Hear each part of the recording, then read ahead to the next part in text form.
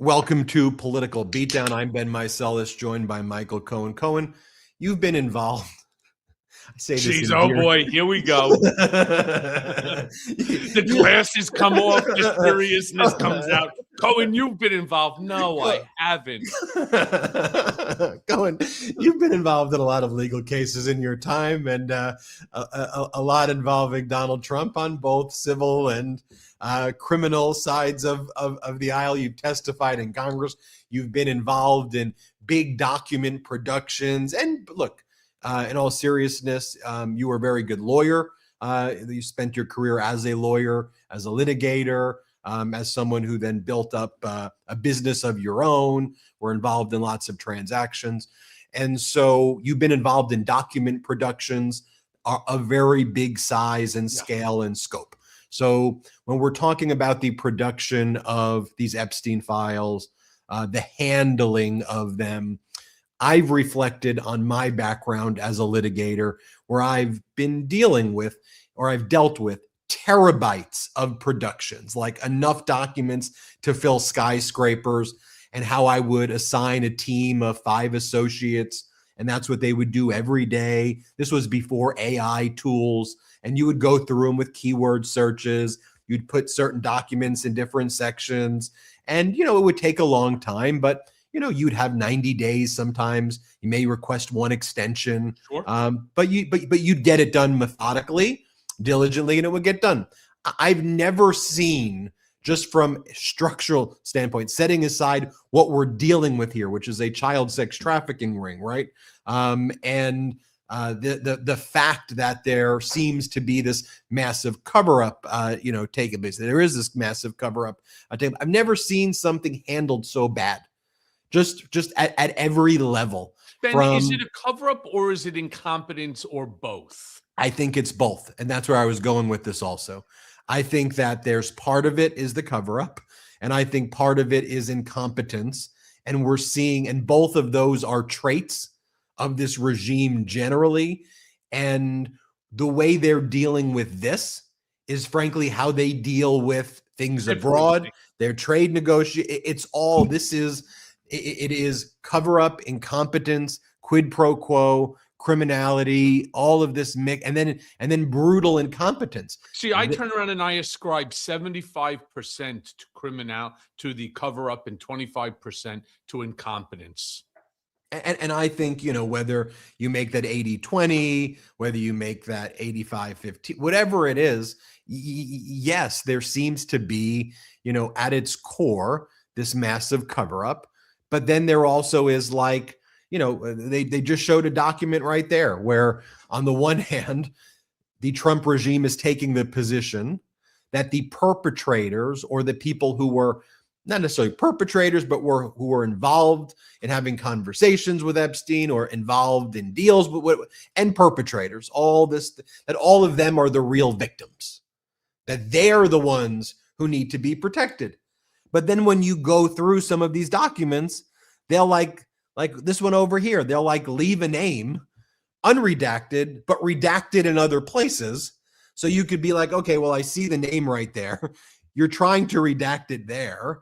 And you have Kash Patel testifying and saying, in the review, there was no co-conspirators at all in the file.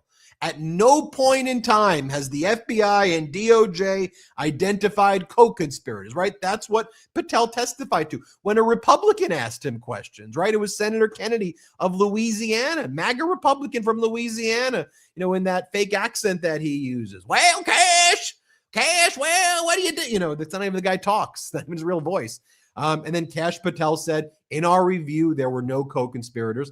And then you have this document that literally says 10 co-conspirators. Yeah.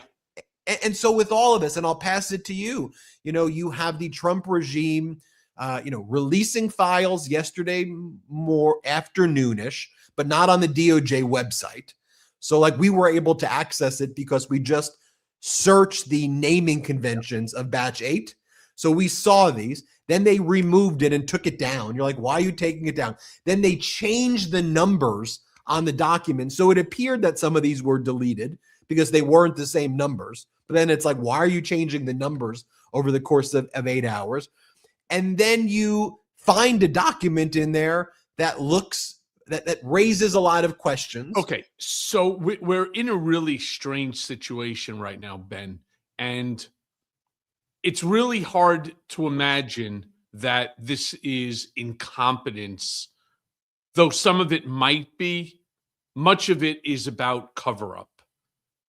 And I'm really sort of tired, right? Because the way that as you know, with large document productions, it's not as if that 30 days is enough time within which to do the proper redactions, to do the beta stamping, to put it into a file that is searchable, because it is not right now.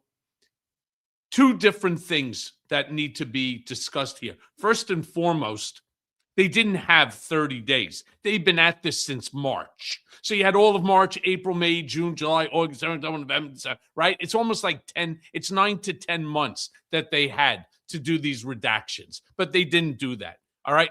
Trump signed it 30 days ago, December 19th. It was supposed to be released. Lo and behold, if they needed more time, something that you and every single lawyer knows, if you go on the first time around, you say, Your Honor, we apologize, but we were unable to produce what we are required to pursuant to this order. We need an additional 30 days. We need an additional 60 days. But by January 20th, by February 1st, whatever the date would be, we will have everything as required. But based upon the sheer volume and the importance, the significance in order to protect victims, blah, blah, blah, chances are that the judge would have granted that. But instead, you got this sloppily redacted, non-redacted series of documents that for the stuff that is redacted, there is no redaction sheet explaining why the redaction was there, which is also required. They're dropping different documents over and over and over again. So we've now had 3 different sets of documents dropped on our lap. All right. The first set came by FOIA to the Epstein estate. Then all of a sudden you have the government puts out the next one. All right. And ultimately what ends up happening there, a lot of it is identical to what was originally dropped by the Epstein estate. Well, now we have this newest set, which is, I don't know, a third set of the same and more documents that were dropped the first time and the second time. So as I'm going through some of the documents, I'm saying, wait, I saw this not once before, but I've seen this twice before. Am I going back? Am I in the wrong section and so on? I want to go and use the search bar and see whether or not there's anything there about Trump, about Les Wexner, about whomever, Bill Clinton, or Woody Allen or Larry Summer. I want to see names that I'm interested in trying to get an understanding on. And so, that doesn't work. The photos, documents, emails, and so on, it's all redundant. And it's so difficult because this is a massive, massive amount of documents. And I'm saying to myself, could this be just sheer incompetence, or is it being done within which to overwhelm basically anybody, unless you have a team of really sophisticated people that can go through this? And then, Ben, join me on this one for a second, because this one blew my mind. Somebody reached out to me and said, you know how sloppy the redactions are? I said, no, I'm just trying to sort of get my bearings so that I can be factually accurate when I'm discussing the issue. He goes, I'm going to send you 2 documents. One is the redacted document, and the other is the document, not in the same form, but unredacted. I said, what are you talking about? They used a program that redacts it unless you go ahead, you copy it and then paste it into notes, and then it unredacts it for you. Could you imagine that? So if there is sensitive information that's on there, there is a better than likely chance if you copy that document and you paste it into notes, it will automatically unredact it. Do you remember when there was that thing that took place with Obama's birth certificate when it was fake? It was generated by, wasn't AI because we didn't have AI back then, but it was a generated fake document. And then all you needed to do is to highlight on it, and then it changed it back to the original document, which was somebody else that was changed. Do you remember that took place with the birth certificate of Obama? Well, it's the same sort of rushed, incompetent job that they did. And that's the problem when you have when you have this sort of group of people who are being held to a standard that far exceeds what their competency level is. Right. Your buddy, Jason Leopold over in Bloomberg, his FOIA request showed back in March, there were 1,000 people, FBI, DOJ, working on this, tens of thousands of overtime hours back then. And then the Epstein Transparency Act passes over 30 days ago at this point, and then another 1,000 people are put on it. And I assume in the interim period as well, there were thousands of people working on it. 100,000 documents, or let's just say it's 500,000 documents. If that's what we're talking about here, that's actually not a lot of documents in terms of the types of productions that I've been part of. The productions I've been part of in these massive Ponzi scheme cases where I used to be a prosecuting litigator on in a civil setting, where I would work for like a receiver in these big California Ponzi scheme cases against a defunct entity. One of them I was involved in is called MedCap, Medical Capital Holdings. And they would create these special purpose vehicles, these SPVs, MedCap 1, 2, 3, 4, 5, 6. People could go and read about it. It was an interesting case that I was involved in.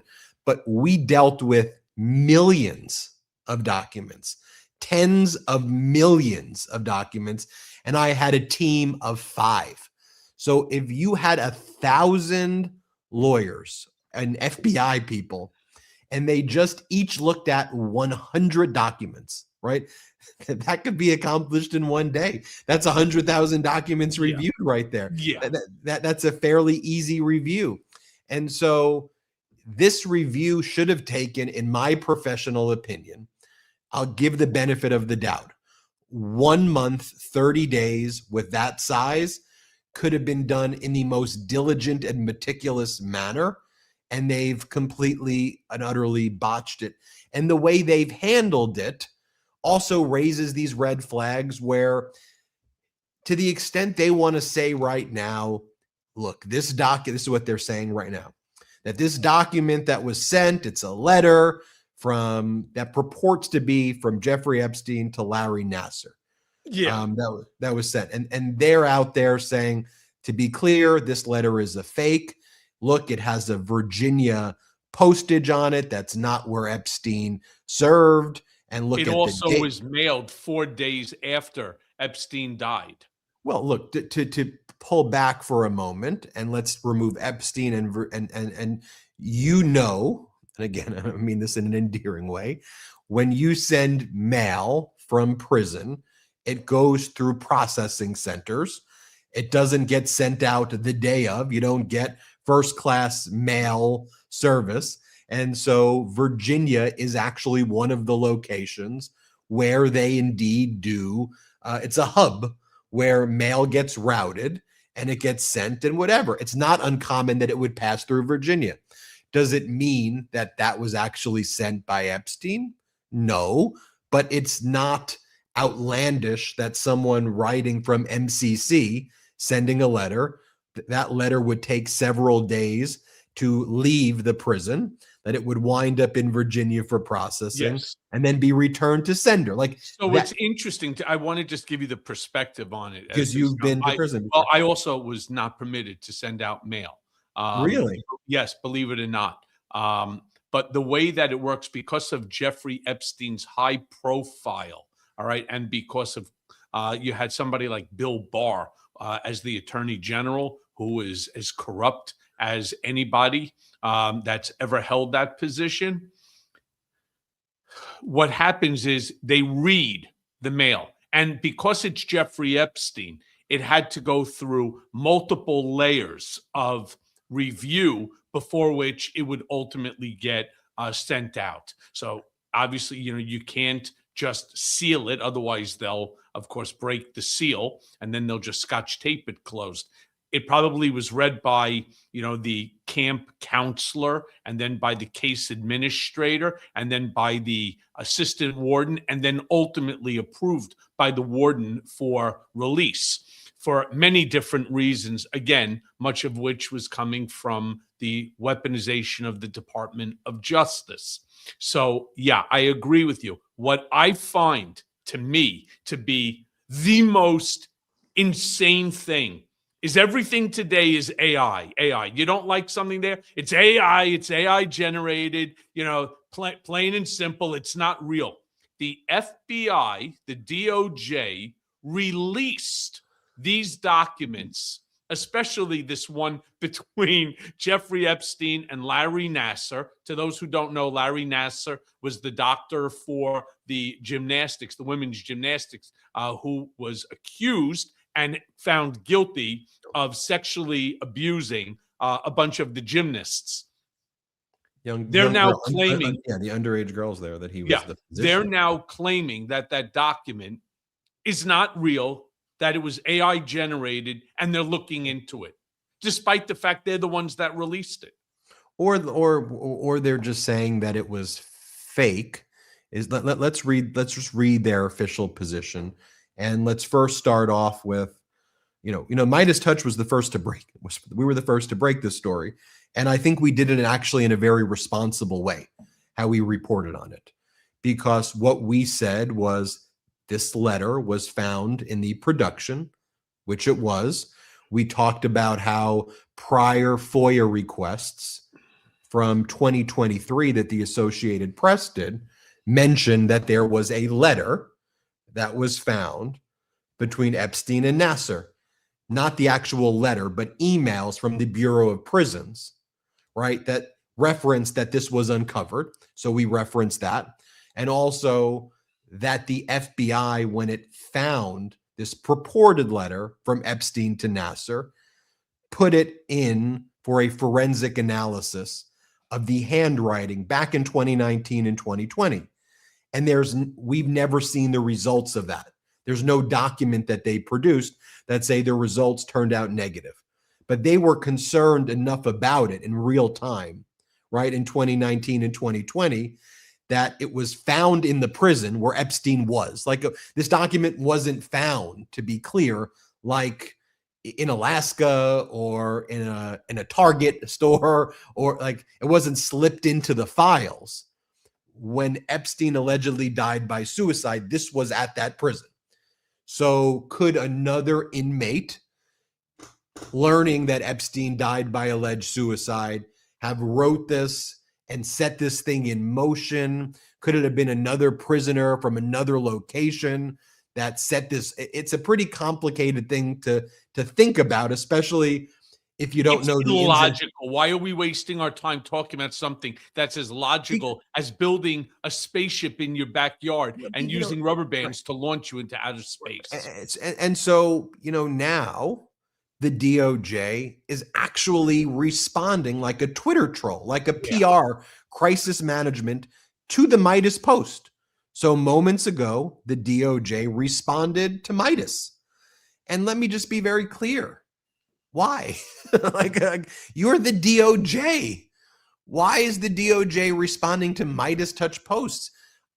With the DOJ is not supposed to be a criminal defense firm or a civil defense firm or a legal firm for the president. Ben, can And you read the US DOJ's statement I right do, but I there want to show you two things. underneath? So first what they did is they put out a statement at 10:30 a.m. And here's what their 10:30 a.m. said, and then I'll tell you what their 12:27 said. And this is why they don't have any credibility in anything. So at 10:30 a.m., they go, the Department of Justice is currently looking into the validity of this alleged letter from Epstein to Nasser, and we will follow up as soon as possible. In the meantime, three facts stand out. The postmark on the envelope is Virginia, not New York, where Jeffrey Epstein was jailed at the time. That's, you and I just discussed that is actually not a red flag for this being false. In fact, it actually is indicative that it may actually be accurate. I don't know one way or another, but it being from Virginia or being processed in Virginia is actually not a red flag if you know the way prison mail works. The next one, it says, the return address listed the wrong jail where Epstein was held and did not include his inmate number, which is required for outgoing mail. It was returned to sender. The envelope was processed 3 days after Epstein's death. The processing, as you know, Cohen, actually is not a red flag because the processing of prison mail takes many days. So they put that out. And I'm like, okay, great. You want to conduct a thorough investigation? Well, first off, where is the FBI's analysis that they said they were doing in 2019? We don't have that. Wasn't that the analysis?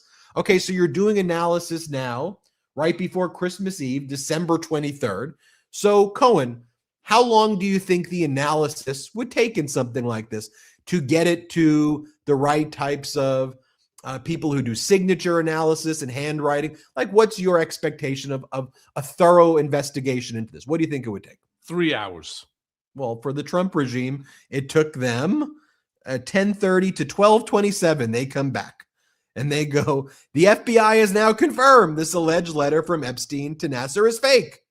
The fake letter was received by the jail, flagged for the FBI at the time. The FBI made this conclusion based on the following facts. The writing does not appear to match Jeffrey Epstein's. Okay, so then show us the report of the handwriting expert. That wasn't produced with this. Where was we know the FBI made this analysis back then. That's not in the production. The letter, then it's just the things that they said in their social media post. So they determined. I have a different issue as well. What do you say? I have one additional issue here. Tell me. All right. First and foremost, why is it in the FBI file then altogether? They are the ones that released it. When they released it, they didn't release it and say or have it stamped that this is a fake or a fraud. They released it. And then ultimately, because people picked it up and it became a story, that now all of a sudden you get the usual words coming, it has been confirmed. Therefore, Ben, you don't need, because the DOJ has now confirmed that it's a fake. You don't have to check. You don't have the right to ask any additional questions. Just accept their response to it and move on. That's the whole point. Look, Roger Sullenberger, who also reported on this moments ago, wrote the following. This morning, DOJ tweeted that some Trump allegations in today's batch were false. No specificity, and they decide to specify this letter hours later. FBI requested a forensic handwriting analysis in 2020, but DOJ's new tweet explaining its conclusion doesn't cite an analysis. The White House would like to make it seem impossible to tell what's credible versus what isn't credible, and they will happily shape this release to try to discredit responsible journalists trying in good faith to report accurately and evenly about what is included in the docs. Maybe the forensic analysis confirmed it's not Epstein's handwriting. It would be nice to know that. But you take a look not just at that document right there, you take a look at some of the other things that were part of this batch 8. And let's pull up this right here, which is a subpoena in connection with Ghislaine Maxwell's case to Mar-a-Lago.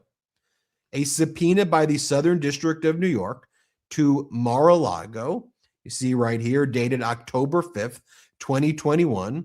summoning them to produce records and to show up any and all employment records relating to redacted. That's Trump's like home. Like, just think about it. Like, shouldn't be a home. It's the resort where he charges membership, but his home was subpoenaed for employment records in connection with Ghislaine Maxwell's child sex trafficking case where she was convicted. Then there is this document right here, sent January 8th, 2020, and this is from federal prosecutors to each other. It says, for your situational awareness, wanted to let you know that the flight records we received yesterday reflect that Donald Trump traveled on Epstein's private jet many more times than previously has been reported, or that we were aware of, including during the period we would expect to charge in a Maxwell case. In particular, he is listed as a passenger on at least 8 flights between 1993 and 1996, including at least 4 flights on which Maxwell was also present. He is listed as having traveled with, among others, and at various times, Marla Maples, his daughter Tiffany, and his son Eric. On one flight in 1993, though, he and Epstein are the only 2 listed passengers. On another, the only 3 passengers are Epstein, Trump, and then 20-year-old, and this is redacted. On the other 2 flights, 2 of the passengers respectively were women who would be possible witnesses in a Maxwell case.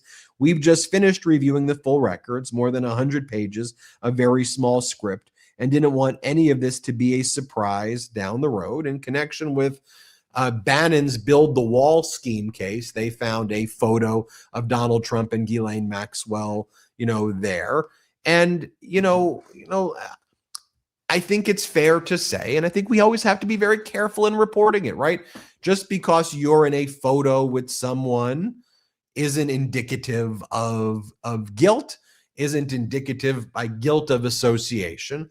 But this constant barrage here of every step of the way, calling the Epstein files a hoax, not turning it over, the drips and drabs, all of this behavior is just not normal behavior. What it does is it leads to more questions by like our brigaders and other people that are interested in the truth. They want the facts. They want to know what really took place and what didn't. In fact, people are right now clamoring because as we will all say, the victims deserve to have the truth put out there. But we don't get that. What you get is you get one cover up after another, Ben. And what that does is it just makes the whole thing uglier, dirtier, and messier. And it just makes Trump look guilty.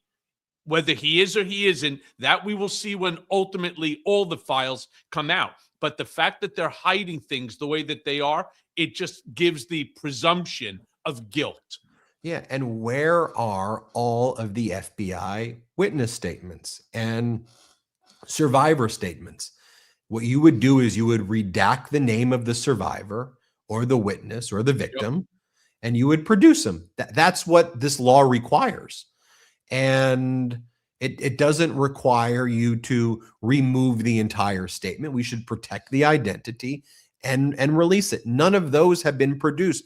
When I spoke to Congressmember Ro Khanna, what he had said is those are actually the most important documents. He wanted to see the draft indictments. He wanted to see the FBI witness statements, and he wanted to see all of the FBI reports on this matter. Mm-hmm. We basically have none of those right now. And here we are, December 23rd, and the DOJ is on social media going after Midas and other reporters who are accurately just reporting on what the documents say. And if they released everything, and just imagine this, Cohen, and then we'll take our first and only break of the show. But imagine they did a press conference. We're releasing everything. We want to let you know that there are high-profile individuals who are mentioned in here. Everyone should be given the presumption of innocence. That's our system that we have. Photographs are not necessarily guilt by association. We are comfortable that after a thorough review, that the people will be able to just make that discernment because we trust in people's intelligence. We've made a diligent effort to redact all of the names of the victims and the survivors. We have not redacted the name of men who were friends with Epstein or who were perpetrators or co-conspirators with Epstein. Their names will be out there. There may be subsequent investigations that may be taking place. But this is the status of it. You now have everything. And look, Trump made what I just said there his signature, like that was like his signature issue. It was one of his key issues. Yep. It was not the key issue of Biden. By the way, there was still a criminal case pending against Ghislaine Maxwell when Biden was in office, where you couldn't turn over. But it wasn't his. It wasn't that. This was Trump's thing. Like he was the guy who weaponized Epstein against his political enemies. That was his thing. So when we come back after the break, Ben, I actually want to talk about some of the photos that have been released and why there are things that can obviously be deduced from them, despite the fact that they are not, there's no full context to it, but that there's enough, which is why I believe that the Trump administration, why the DOJ, why the FBI must release all the files, redacted only the names of the victims, all right? Other than that, everything has to, because every single day when more and more documents are released, whether it's by my buddy Leopold through FOIA requests from the estate or by the DOJ, or just simply documents that somehow get dumped into the system, again, it makes Trump look more and more guilty, plain and simple. Here's an interesting development, and this network, I think, is on the front lines of this reporting. Quite literally, we're being attacked by the DOJ today. Quite literally, Ro Khanna, a Democratic Congress member who worked with Thomas Massie to put forward this discharge petition. So, Khanna spoke with me yesterday. Everybody should go and watch. Make sure you're subscribed, by the way, to the Midas Touch YouTube channel. You may think you're subscribed, but you may not actually be subscribed. So just double check. He said, and we broke this news on Midas, that there are FBI whistleblowers, DOJ whistleblowers right now who are looking for protection from Congress, who know what's up. Let me show you what Khanna told me yesterday. We got that clip. Let's play that, Jeremy, if we got it. I don't know if you can share this, but any FBI whistleblowers or DOJ whistleblowers who may be on the horizon, who's upset about the way this was handled, who may have information. We've had some approaching our office and the committee. I obviously can't get into the details, but there are people who are upset about the non-compliance of the law, and they don't want to be held accountable, right? Anyone who is at the Justice Department who's involved with this, who's not complying, could be prosecuted for obstruction of justice. Now, Pam Bondi's not going to prosecute them, and Donald Trump isn't going to have an attorney general who prosecutes them. But, in 2029, we're going to have a Democratic president, and that Democratic president's going to have an attorney general, and that attorney general is going to prosecute the law, not out of vindictiveness, out of just saying that you can't commit crimes and get away with it. By the way, I think that should apply to crimes, not just in violating the Epstein Transparency Act. I think it should apply to crimes with ICE, crimes in terms of the strikes in the Caribbean. We need accountability before reconciliation. So if you're at the Justice Department and you know that you're violating the law, you probably don't want obstruction of justice charges brought against you. And that's why I think more and more people are speaking up. It's true. By the way, it's 100% true. The only person who has immunity, remember, from that stupid Supreme Court decision, is the president himself. Yeah, he's the only one. Hegseth can ultimately be charged for these illegal strikes on these vessels or piracy. Well, yes, except chances are before Trump ends up leaving, he will do a blanket pardon to everyone, very similar to what he did with the 1600. I just wanted to say quickly before we go to break, when I was talking about the photos, right, where you have Trump in these photos on aircraft and there's 5 or 6 or 8 young girls. Well, look, I just want to be clear.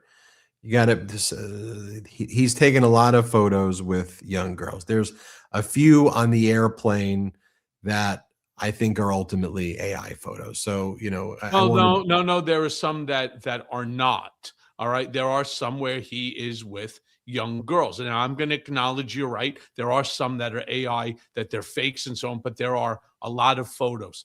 The point I'm trying to make, regardless of whether they were in an office or regardless of whether they were in Epstein's home, regardless if they were on an aircraft or in a car, doesn't make a difference. Got to be honest with you.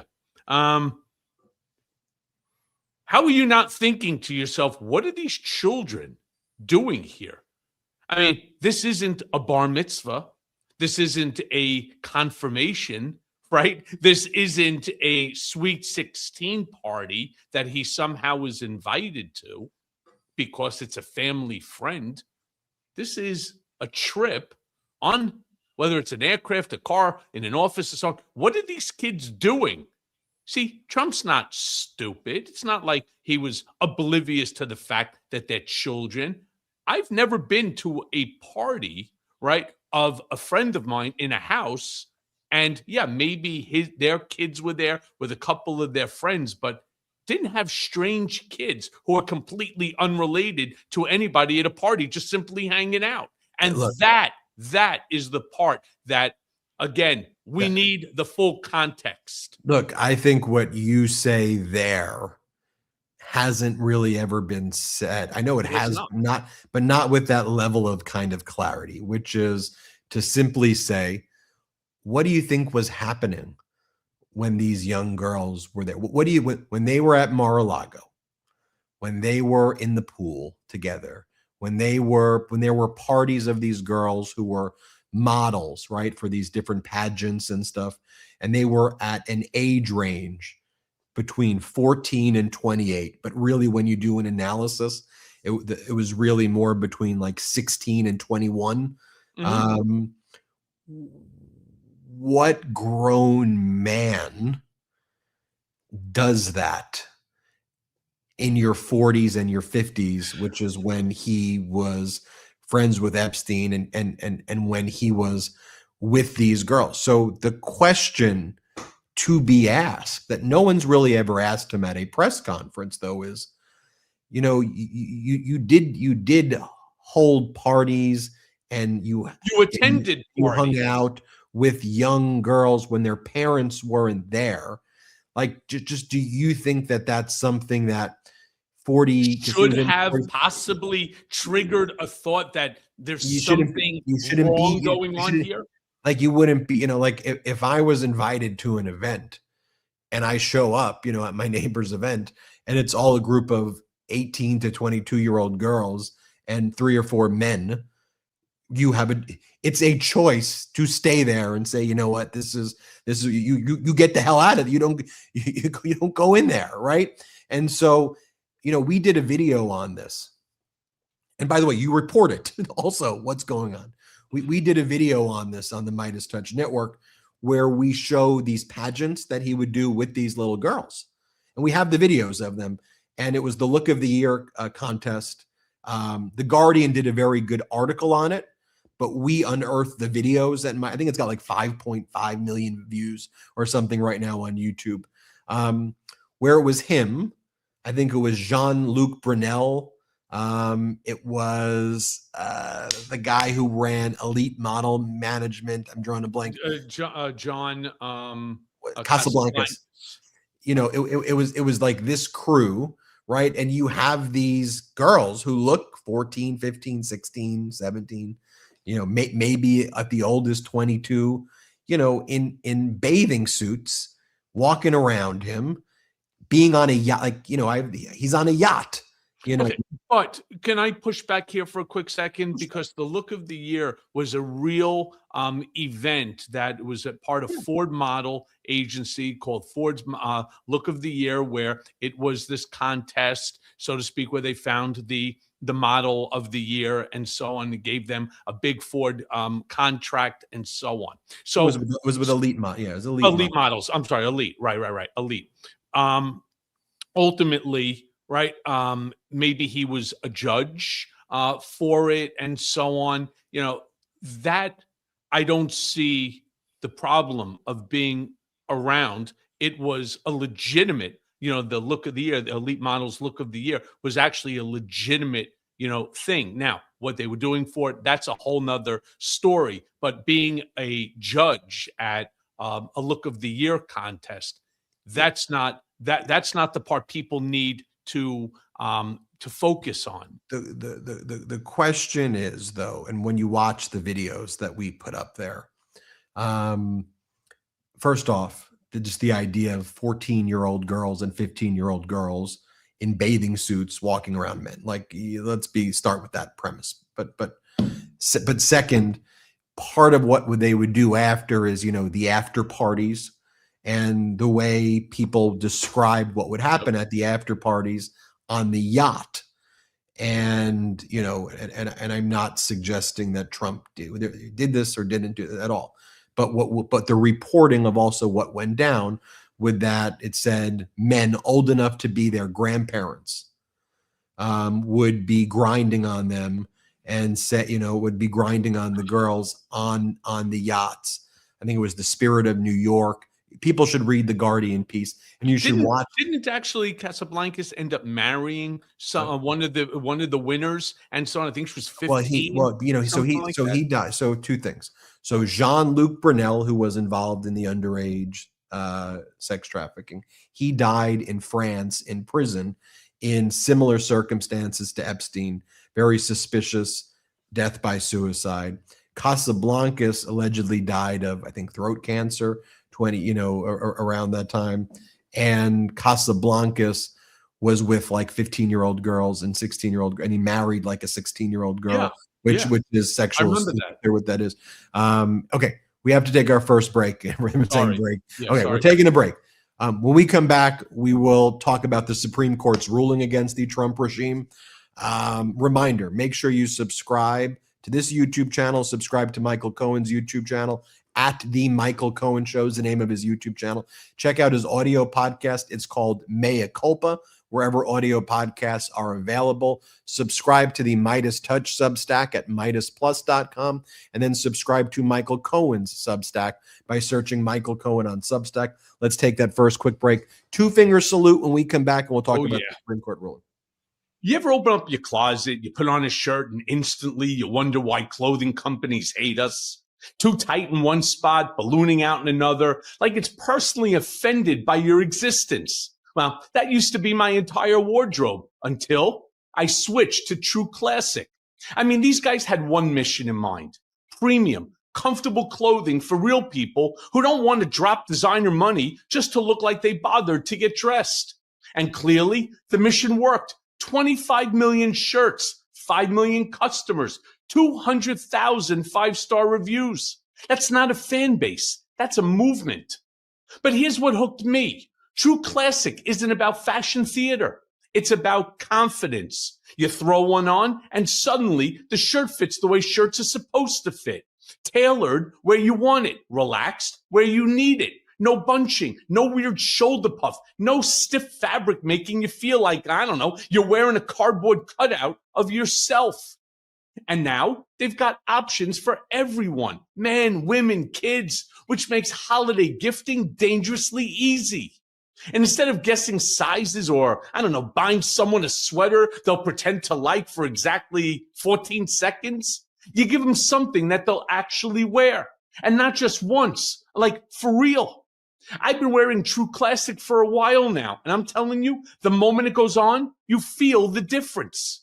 It's not trying too hard. It's not underperforming. It's just a clean, sharp, comfortable fit that makes getting dressed the easiest part of your day. And I'll take that as a win. So skip the pricey designer stuff that costs more than a therapy session. Give comfort, give confidence, give True Classic. And you could grab them at Amazon, Target, Costco, Sam's Club, or avoid humanity entirely and just order straight from trueclassic.com/beat. So upgrade your wardrobe and save on True Classic at trueclassic.com/beat. That's True Classic, soul.com/beat. Go now. Cold nights, cozy blankets, and Soul's out-of-office gummies. It's my new favorite routine. Throw on Die Hard for the 150th time, grab a gummy, and suddenly the world stops yelling at me. Look, I've tried a lot of ways to unwind. Some people, they just pour another glass of wine. Others, they scroll or doom scroll into oblivion. Me, I take Soul. Their out-of-office gummies, they hit the sweet spot. Just enough buzz to relax without turning your evening into a hangover horror story. I felt calmer, sharper, and shockingly productive, like I was winning at life again. Soul is a wellness brand that believes feeling good should be fun and easy. Their gummies boost your mood, relax your mind, and even make creativity show up uninvited. From a microdose of 1.5 milligram to a full 15 milligram gummy for a more elevated experience, you control the vibe. There's no drama, no regret, no calories screaming at you. And here's a twist. If gummies aren't your thing, check out their new out-of-office beverage, alcohol-free, smooth, and socially acceptable at the awkward office party that you promised yourself you'd survive. Everything Soul makes is vegan, gluten-free, low in sugar, federally legal, and grown right here in the USA. I mean, it's like self-care got upgraded to luxury mode without the sticker shock. So bring on the holiday cheer and treat yourself or someone you love to Soul this season. And right now, Soul is offering my audience 30% off. That's 30% off your entire order. So go right now to getsoul.com, that's GETSOUL.com, and use code BEAT, B-E-A-T. That's getsoul.com, promo code BEAT for 30% off. Go now.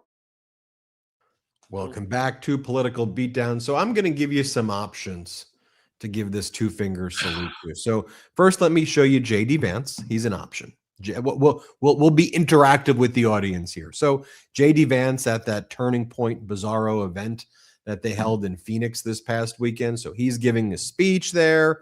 And Nicki Minaj called him the great assassin to Erica Kirk. And then she's like, oh my God, I can't believe I called him an assassin at an event like this. So J.D. Vance, let's see what he has to say. He talks about that the great news about the Trump regime is that you don't have to apologize for being white anymore. I know that was a big issue for you, Cohen, and a lot of other people. And this is what the Trump regime has addressed right here. I mean, the level of racism is just off the charts. Here, play this clip. In the United States of America, you don't have to apologize for being white anymore. Your other option is Erica Kirk from the same event, who described someone who was on stage with her as being just like Charlie, the biggest grift, I mean gift, I mean grit ever. Here, listen to what she had to say. Here, play this clip. Despite the devastating loss of Charlie Kirk, my incredible husband at UVU, Caleb has persisted with the same gift. Grit. It has been a long day. Trust me, you're not a grifter, honey. It's all good. You have Nicki Minaj. You've got Nicki Minaj, this special guest at this Bizarro event. Basically, in my opinion, looks like she's threatening the life of California Governor Gavin Newsom. Here's what she says. Here, play this clip. Well, Mr. Newsom. Dear Newsom,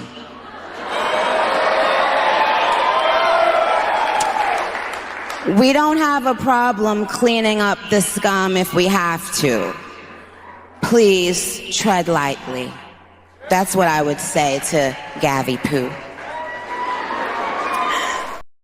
And then my question that I was thinking when I watched that, and I did watch it, the fuck is Nicki Minaj? Right? Who is she? I mean, she could sing. I get it. Who the fuck gives a shit what Nicki Minaj, who's a half in the bag moron, or that she's turning around and saying, I mean, there's no point. Go ahead, keep going, because I know who my two-finger salute's going to. All right. I'll give you one that you're not going to do, even though you give it to him every day. Donald Trump threatening to invade Greenland for national security. Here's Donald Trump saying, we need to take over Greenland. Let's play it. But he felt very strongly we need Greenland for national security, not for minerals. We have so many sites for minerals and oil and everything. We have more oil than any other country in the world. We need Greenland for national security. And if you take a look at Greenland, you look up and down the coast, you have Russian and Chinese ships all over the place.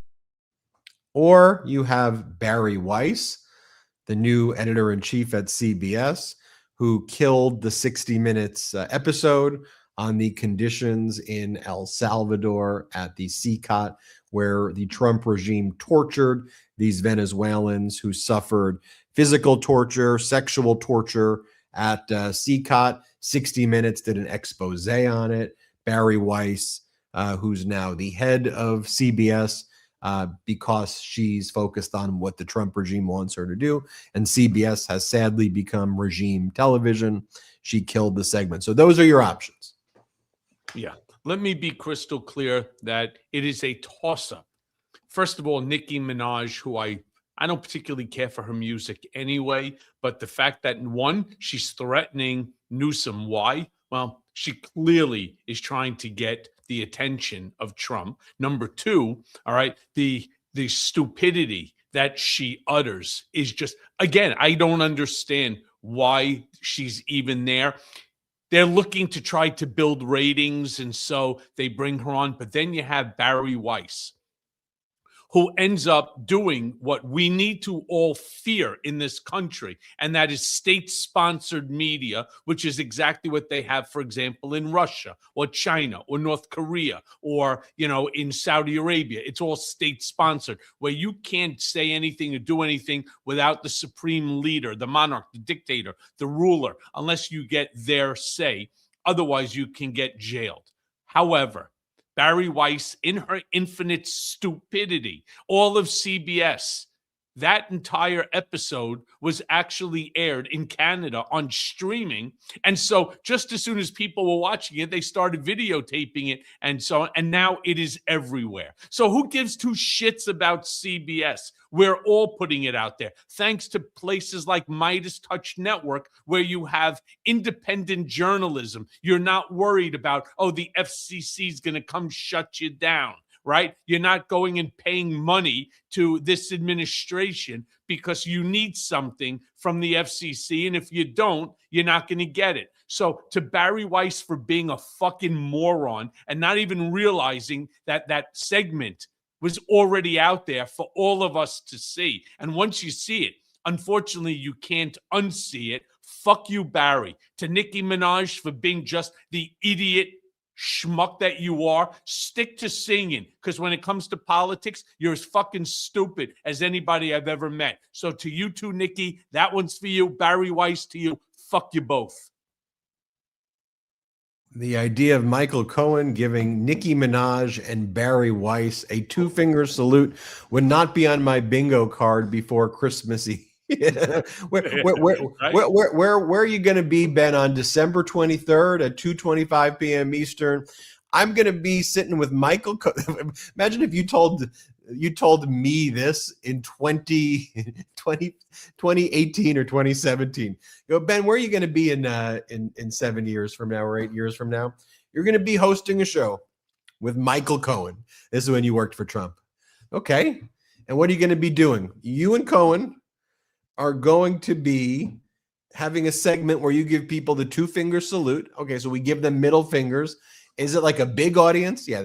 You guys are going to have one of the biggest YouTube channels in the world. Okay. True. I'm thinking about it. This show crushes it, by the way.